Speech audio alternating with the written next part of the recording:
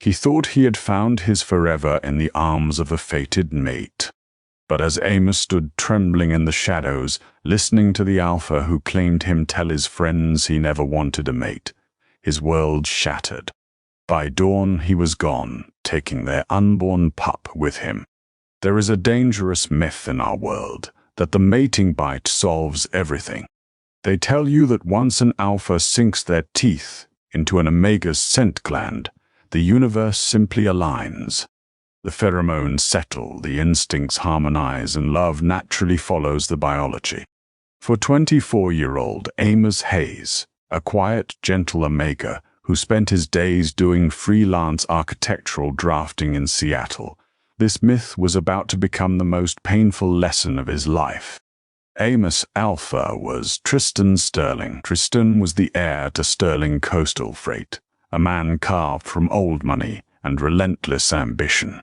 He was charismatic, dominant, and notoriously untethered. When they first met at a gallery opening in Pioneer Square, the scent compatibility was blinding.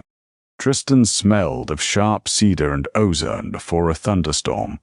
Amos was a soft, grounding blend of white peach and warm vanilla. The pull was magnetic, primal, and entirely overwhelming. Within 3 months, they were bonded. Tristan had claimed him in a haze of feverish passion, moving Amos out of his cramped shared apartment and into a sweeping, cold, multi-million-dollar penthouse in Belltown. At first, it was intoxicating. Tristan was protective, showering Amos with attention, expensive gifts, and a fierce possessiveness that made Amos feel like the center of the universe. But as the months wore on, the honeymoon phase faded, replaced by the stark reality of their mismatched lives. Tristan was an alpha who thrived on power and the admiration of his peers. His inner circle consisted of other high-powered, old-money alphas, men like Cameron Gallagher and Brody Mitchell, who viewed omegas as accessories rather than equals. Whenever Tristan's friends were around, a subtle shift occurred in him. The warm, attentive mate vanished, replaced by a detached, almost arrogant man who seemed embarrassed by the domesticity of a bonded life. He would dismiss Amos's opinions, subtly brush off his affection, and project an image of a man who was still entirely in control of his own leash. Amos felt the shift, but he swallowed his pride. He loved Tristan. He believed the bond meant Tristan loved him back, even if he struggled to show it around his frat-like boardroom buddies. Amos busied himself with turning the sterile penthouse into a home, ignoring the cold ache of loneliness that settled in his chest during the long hours Tristan spent at business dinners that smelled faintly of expensive bourbon and unfamiliar cigar smoke. Then the unexpected happened. It was a rainy Tuesday in late October. Amos had been feeling utterly exhausted for weeks, plagued by sudden aversions to his favorite foods, and a strange, tender ache in his mating mark. His scent had begun to shift, turning sweeter, heavier. Panicking, Amos had started using heavy, unscented body washes to mask the change, terrified of what it might mean. Finally, unable to ignore the signs, he took a test. 2 pink lines. He was pregnant. Amos sat on the edge of the marble bathtub for hours, staring at the plastic stick. Fear and overwhelming joy waged a war in his chest. A pup. Tristan's pup. Despite the recent distance between them, Amos's omega instincts sang with pure, unadulterated happiness. Surely, this would bridge the gap. Surely a child would soften Tristan's edges and remind him of the family they were building together. He planned to tell Tristan that very night. He spent the afternoon preparing a special dinner, his heart fluttering with nervous anticipation. But when the elevator doors chimed at 6 o'clock, Tristan didn't step out alone. He was flanked by Cameron and Brody, the 3 of them laughing loudly, shedding their expensive wool coats. "Change of plans, Ollie," Tristan announced, tossing his briefcase onto the entryway table without so much as a glance in Amos's direction. The guys are staying for poker. Have the kitchen send up some steaks and a few bottles of the Macallan." Amos's heart sank, the velvet box containing the positive pregnancy test burning a hole in his sweater pocket. "Oh," he managed to say, forcing a soft smile. "Of course. I arrange it." "Good boy," Tristan murmured absently, already walking past him to the living room, completely missing the crestfallen look in his mate's eyes. Amos spent the next 4 hours retreating to the upper floor of the penthouse. He ordered the food, ensured the alphas had everything they needed, and then hid away in the master bedroom. His stomach churned, partly from the early pregnancy nausea, and partly from a deep, instinctual sense of unease. The bond between them felt frayed, humming with a static anxiety that Amos couldn't quite place. Around midnight, the thirst woke him. His throat was parched, a common symptom he was quickly learning about his new condition. Wrapping himself in one of Tristan's oversized cashmere sweaters to soothe his unsettled instincts, Amos padded softly out of the bedroom and down the glass spiral staircase.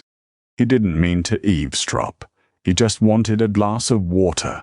But as he reached the bottom step, the heavy mahogany doors to Tristan's study were slightly ajar, and the loud, boisterous voices of the alphas spilled out into the quiet hallway.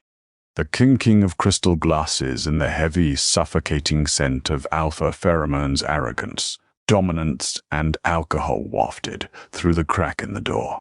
Amos hesitated in the shadows of the corridor, not wanting to intrude and subject himself to Cameron and Brody's thinly veiled condescension. He was about to turn back and use the upstairs bathroom tap when Cameron's voice cut through the air, sharp and mocking.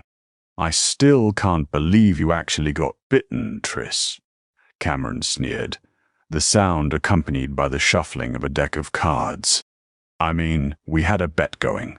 Brody gave it 6 months before you got bored and paid the kid off.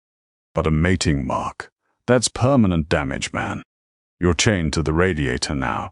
Amos froze, his breath caught in his throat, his hands curling into tight fists within the long sleeves of Tristan's sweater. He waited for Tristan to shut it down. He waited for his alpha to growl, to defend their bond, to tell Cameron to watch his mouth when speaking about his mate. The silence stretched, heavy and agonizing. Then Tristan laughed. It wasn't his warm, genuine laugh. It was a dark, cynical sound that sent a shard of ice straight into Amos's heart. "You think I actually planned this?" Tristan's voice was smooth, laced with a casual indifference that made Amos's blood run cold. "It was an accident. The scent compatibility was off the charts, and I lost control during a rut. That's all it was. Biology." "An accident you have to live with forever," Brody chimed in, tossing poker chips onto the table. "I mean, he's pretty sure, but he's a nobody, and he's so needy. The way he looks at you, it's like he expects you to play house. Are you really going to spend the rest of your life playing the devoted, domesticated alpha?" Amos pressed his back against the cool plaster of the hallway wall, squeezing his eyes shut. "Please," he begged silently. "Please, Tristan." "Tell them they're wrong." "God, no," Tristan scoffed, the sound echoing mercilessly in the quiet hall. "Honestly, it's suffocating. I never wanted a mate. I never wanted to be tied down to one person, worrying about someone else's feelings every time I want to stay out late or travel. I miss my freedom, and just trying to figure out how to manage the situation without triggering a bond-severing sickness. But let's be real, the novelty wore off months ago." The words struck Amos with the physical force of a blow. "I never wanted a mate. It's suffocating." The novelty wore off. A sudden sharp pain flared in the mating gland at the base of his neck, a physical manifestation of his emotional agony. He clapped a hand over his mouth to muffle the sob that tore up his throat. The bond, which he had thought was a tether of love, was nothing but a biological trap to Tristan. A mistake, a burden. And now Amos was carrying his child. If Tristan felt suffocated by a mate, how would he react to a pup? The realization crashed over Amos like a tidal wave. Tristan would resent the child. He might demand Amos terminate the pregnancy, or worse, he might use his wealth and power to take the pup away once it was born, raising it in this cold, heartless world while tossing Amos aside. Amos' omega instincts, usually soft and submissive, suddenly flared with a ferocious, protective fire. He rested a trembling hand flat against his still flat stomach. No, he thought, tears streaming down his face. I won't let him look at you like a mistake. Moving with a silent, desperate grace he didn't know he possessed, Amos retreated up the stairs. The nausea was gone, replaced by a cold, crystalline clarity. He didn't cry anymore. The heartbreak was too profound for tears. It was a deep, structural collapse of his entire life. He entered the master bedroom and pulled a single, medium-sized duffel bag from the back of the closet. He didn't pack the designer clothes Tristan had bought him. He didn't take the diamond watch or the platinum credit card with his name on it. He packed 3 pairs of comfortable jeans, a few plain t-shirts, his old worn-out sneakers, and his drafting tablet. From his hidden stash in the bathroom, he grabbed all the scent blockers and pregnancy vitamins he had secretly bought. He paused at the nightstand, looking at the framed photo of the 2 of them from a trip to Aspen. Tristan was smiling, his arm wrapped tightly around Amos's waist. It was a lie, a beautiful, devastating lie. Amos laid the framed face down on the wood. He didn't leave a dramatic note. Tristan's words had been clear enough. An explanation wasn't owed. The only thing Amos left behind was the heavy gold chain Tristan had given him as a mating gift, resting coldly on the center of Tristan's pillow, right beside the discarded, positive pregnancy test. Let him see exactly what his suffocation had cost him. Amos slipped on a heavy waterproof jacket, pulling the hood up to shield his face. He bypassed the elevator, taking the fire stairs all the way down 14 flights to avoid the cameras in the lobby. He slipped out through the service exit into the damp, freezing Seattle rain. He had less than $2,000 of his own savings in a private account. It wasn't much, but it was enough to disappear. He walked 3 miles in the downpour to the Greyhound station. His scent blockers applied so heavily they burned his skin, effectively erasing his signature vanilla and peach pheromones. He paid cash with the first bus heading east toward Montana. As the bus rolled out of the city limits, the sun began to peek over the jagged silhouette of the Cascade Mountains, painting the sky in bruised hues of purple and gold. Amos pressed his forehead against the cold glass of the window, his hand resting protectively over his stomach. He had nothing left but the tiny life growing inside him. Back in the penthouse, the morning light cracked through the floor-to-ceiling windows. Tristan Sterling woke up with a pounding headache, the stench of stale alcohol and cigar smoke clinging to his skin. He groaned, rolling over in the massive bed, blindly reaching out to pull his mate into his arms, craving the soothing scent of vanilla to cure his hangover. His hand found only cold, empty sheets. "Ollie," Tristan mumbled, his voice rough with sleep. He opened his eyes, blinking against the light. The bed was empty. The penthouse was deathly silent, and there, resting perfectly in the center of Amos's pillow, was the gold chain. Frowning, Tristan pushed himself up, his alpha instincts suddenly sparking with a confusing jolt of panic. The air in the room was devoid of Amos's scent. It was completely gone, scrubbed clean. Tristan reached for the chain, his fingers brushing against a small white plastic stick sitting next to it. He picked it up, his bloodshot eyes struggling to focus on the small window. 2 pink lines. The world stopped spinning. The breath was violently knocked from Tristan's lungs. He stared at the test, then at the empty side of the bed, the memory of his drunken, arrogant words from the night before echoing in his ears with horrifying clarity. I never wanted a mate. It's suffocating." Tristan leapt out of bed, ignoring the violent throbbing in his head, and tore open the closet doors. Amos's side was untouched, save for the missing cheap duffel bag and his oldest clothes. He sprinted downstairs, tearing through the kitchen, the living room, shouting Amos's name until his voice cracked. But there was no answer, only the hollow echo of a gilded cage that had just been broken. Tristan collapsed onto his knees in the center of the living room, the positive pregnancy test clutched so tightly in his fist that the plastic cracked. Amos was gone, and he had taken their unborn pup with him. The disappearance of Amos Hayes did not make the evening news. It did not trigger Amber Alerts or police sirens. But within the insulated, high-stakes world of sterling coastal freight, it was an earthquake that fractured the foundation of Tristan's empire. Within 48 hours, Tristan had hired Liam Caldwell, a private investigator known for finding people who desperately wanted to stay hidden. He gave Liam a blank check and a single directive: find my mate. But Amos had been meticulous. He used cash, traveled on local transit lines, and vanished into the vast, unforgiving landscape of the American Northwest. As days bled into weeks, the biological reality of the severed bond began to take its toll on Tristan. The bond sickness, a condition he had once flippantly mentioned as an inconvenience, hit him with the force of a freight train. It started with phantom pains in his jaw and a constant low-grade fever that left him sweating through his custom Italian suits. Then came the insomnia. Every time he closed his eyes, he saw the empty bed, the discarded gold chain, and the 2 pink lines of the pregnancy test. The crushing guilt was a physical weight on his chest. Cameron and Brody, unaware of the pregnancy, tried to drag him back into their toxic orbit.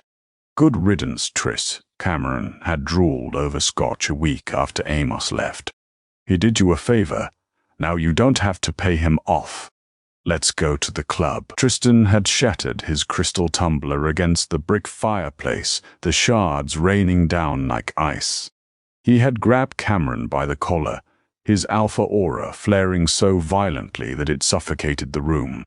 "If you ever speak of him again," Tristan had snarled, his voice a guttural, terrifying rasp, "I will dismantle your life piece by piece. Get out." He cut them off entirely. He sold the Belltown penthouse, unable to stand the agonizing, fading ghost of white peach and vanilla that lingered in the floorboards, and moved into a sterile, high-security hotel suite.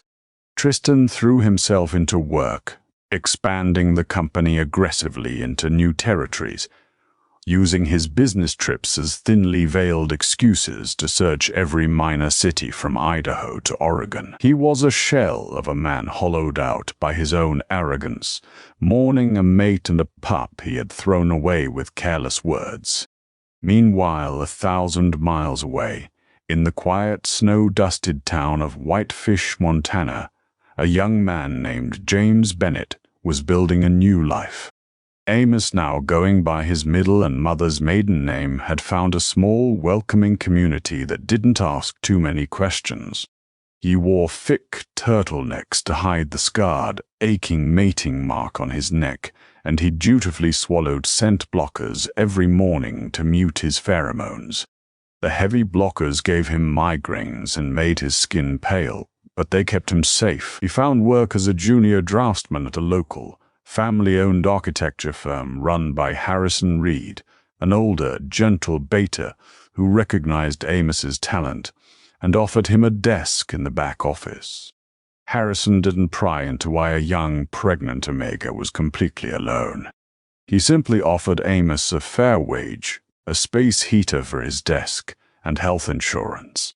7 months after he fled Seattle, amidst a fierce April blizzard, Amos gave birth to a healthy baby boy. He named him Finn, holding his pup for the first time in the quiet, dimly lit hospital room. Amos wept. Finn had Amos's soft, wavy hair, But the moment the baby opened his eyes, Amos's breath hitched. They were a striking, piercing, storm cloud gray. Tristan's eyes. Raising Finn alone was the hardest thing Amos had ever done. The bond sickness plagued him too, a dull, persistent ache in his chest that flared on cold nights. And Omega's body was designed to raise a pup with the protection and scent of their alpha. Without it, Amos's immune system struggled, and he was constantly exhausted. That every time Finn laughed or reached up to grip Amos's finger with a tiny, chubby hand, Amos knew he had made the right choice. He would endure any physical pain to ensure his son grew up loved, rather than viewed as a suffocating burden by an arrogant alpha.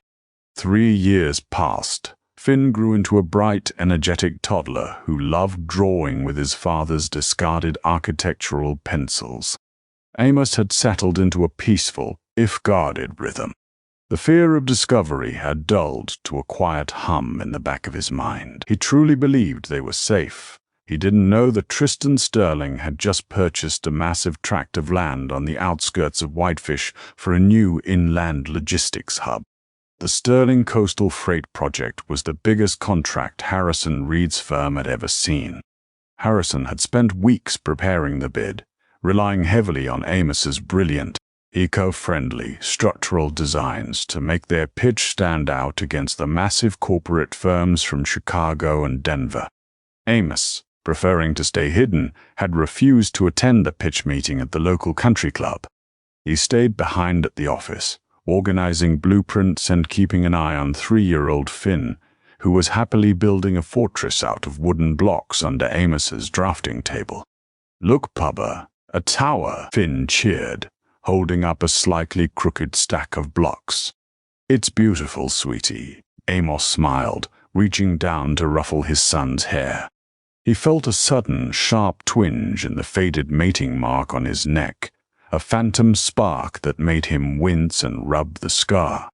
He ignored it, blaming the incoming winter storm. Across town, the pitch meeting had just concluded. Tristan Sterling sat at the head of the long mahogany table, flanked by his corporate lawyers. He looked older, his face lined with perpetual exhaustion, his storm-gray eyes cold and analytical. He was flipping through Harrison Reed's portfolio. The designs were exceptional, far better than the cookie-cutter corporate pitches. As Tristan turned to the final page, a detailed schematic of the facility's main atrium, his heart suddenly stopped. There, in the bottom right corner of the hand-drawn schematic, was a tiny, meticulously shaded doodle of a pine cone. It was a habit Amos had. Whenever he was deep in thought, whenever he was finalizing a draft, he subconsciously drew a tiny pine cone in the margins. Tristan's breath caught in his throat, a suffocating wave of adrenaline crashing over him. He dragged his thumb over the graphite, his hand shaking so violently he almost dropped the binder. "Mr. Sterling?" Harrison Reed asked nervously, noticing the sudden, terrifying shift in the alpha's demeanor. "Is there an issue with the design? Who drew this?" Tristan demanded, his voice dropping to a lethal, commanding rumble that made the betas in the room flinch. He stood up, knocking his heavy leather chair backward. "Who drafted this schematic?" My junior architect," Harrison stammered. "James Bennett. He's back at the office." Tristan didn't wait for another word. He bypassed his security detail, sprinting out of the conference room and out into the freezing Montana air. He drove his rental SUV recklessly through the snowy streets of Whitefish, guided by an invisible magnetic pull that had suddenly roared to life in his chest. The bond, dormant and starving for 3 years, was screaming at him. He slammed the brakes outside the modest brick building of Reed architecture. Tristan shoved the glass door open, the bell chiming frantically. The front office was empty, but from the back room Tristan heard a sound that made his knees buckle. It was a soft, melodious humming, a lullaby. Tristan walked down the narrow hallway like a man in a trance. He rounded the corner into the drafting room. There, standing by a large, illuminated drafting table, was Amos. He was thinner than Tristan remembered, his hair longer, wearing a thick, oversized cardigan. He was leaning over, lifting a small, sleeping toddler into his arms. As Tristan stepped into the doorway, his alpha aura wild, desperate, and overflowing with grief spilled into the room. Amos froze. The humming stopped. He turned around slowly, clutching the sleeping child tightly to his chest. For a long, agonizing moment, the universe simply held its breath. "Ollie," Tristan choked out. It wasn't a commanding alpha tone. It was the broken, desperate plea of a drowning man. Tears immediately spilled over Tristan's lower lashes, tracking down his hollowed cheeks. Amos stepped back, his eyes wide with absolute terror. His omega instincts recognized his mate instantly, the bond flaring with a painful, blinding heat. But the memory of that night in Seattle, the cruel laughter, the agonizing words acted as a steel shield. "Don't," Amos whispered, his voice trembling. He took another step back, shielding Finn with his body. "Don't you come any closer." Tristan immediately dropped to his knees. The heir to a billion-dollar empire collapsed onto the dusty hardwood floor of a small-town office, bowing his head in total submission. "I'm sorry," Tristan sobbed, his hands clutching his own hair as he stared at the floor. "I am so sorry. I was arrogant. I was a fool. I lied to them because I was terrified of how much I loved you, and I ruined everything." The loud thud of Tristan hitting the floor woke Finn. The toddler blinked sleepily, rubbing his eyes. He peered over Amos's shoulder, looking at the crying man on the floor. "Papa?" Finn murmured, his little voice soft. "Who is the sad man?" Tristan snapped his head up at the sound of the child's voice. His storm gray eyes locked onto Finn's matching ones. The breath left Tristan's lungs in a rush. His son, a beautiful, perfect little boy, the physical proof of the miracle he had almost destroyed. "I won't let you take him," Amos said fiercely, his voice gaining strength, his chin tipped up in defiance. "You said you didn't want a mate. You said it was a mistake. You will not drag my son into your cold, miserable world." "I don't want to take him," Tristan pleaded, keeping his distance, refusing to stand and intimidate his omega. "I want you to let me earn my way back into your world. I tore my life down, Ollie. I cut off Cameron. I sold the penthouse. I searched every corner of this country for 3 years. I have nothing left but the ghost of you." He slowly reached into his suit jacket. Amos flinched, but Tristan only pulled out the heavy gold chain, the mating gift Amos had left on the pillow. Tristan held it out in his trembling palm. "I don't deserve you," Tristan whispered, the raw honesty in his voice breaking through the heavy air. "I don't deserve him, but I will spend the rest of my life on my knees proving to you that you are the only thing that matters. Please, Amos, just let me try." Amos looked at the alpha on the floor. He saw the dark circles under Tristan's eyes, the unkempt hair, the very real, physical toll of a broken bond. The arrogant alpha, who had laughed with his friends, was dead. The man kneeling before him was entirely at his mercy. Finn wiggled in Amos's arms, reaching a tiny hand out toward the shiny gold chain in Tristan's hand. Amos took a deep, shaky breath, the heavy scent of ozone and cedar finally breaking through his scent blockers, wrapping around him like a warm, protective blanket. The healing of the bond wouldn't happen overnight. It would take years of therapy, of groveling, of rebuilding trust from the ashes. But as Amos looked down at the broken man who had finally learned the true value of his mate, he didn't run. "You can stay," Amos said softly, his voice echoing in the quiet room. "But you're sleeping on the floor." Tristan let out a wet, genuine laugh, a smile breaking through his tears for the first time in 3 years. "Anywhere," Tristan swore, pressing his forehead to the floorboards at his mate's feet. Anywhere you tell me to. Did Amos make the right choice by giving Tristan a second chance, or should he have kept running? The Omegaverse is full of broken bonds and second chances, but only the strongest survive. If you loved this audio drama, hit that like button, subscribe to the channel, and share it with your friends. Ring the bell so you never miss a wild twist. Comment your thoughts below.